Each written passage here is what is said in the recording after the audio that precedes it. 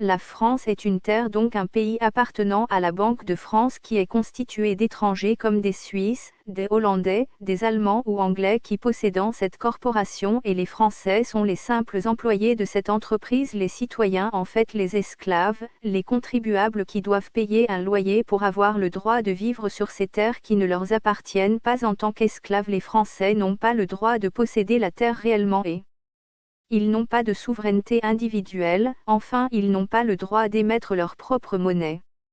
Sous la présidence du socialiste Vincent Auriol en 1947, au début de la Ive République, gouvernement Ramadier, Parti socialiste, la France est devenue une entreprise de droit commun avec un numéro de siret comme toutes les autres entreprises, spécialisées dans le secteur d'activité de l'administration publique générale.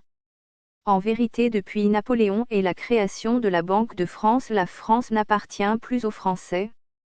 La France appartient à la Banque de France, qui est une entreprise privée appartenant à des banquiers étrangers, allemands, hollandais, anglais et suisses, dont les Lazare et les Rothschilds, et c'est la France qui appartient à la Banque de France et non l'inverse.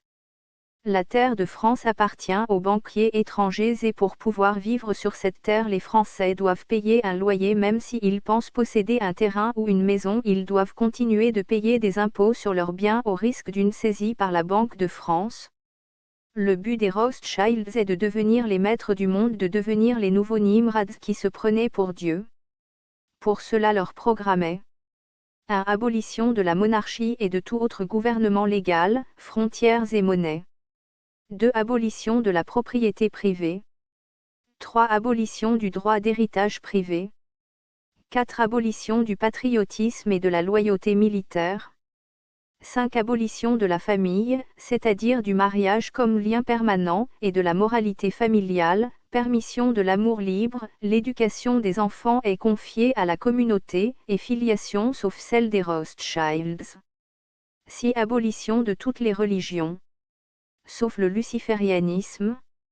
7. Soumission et mise en esclavage de l'humanité au nouvel ordre mondial.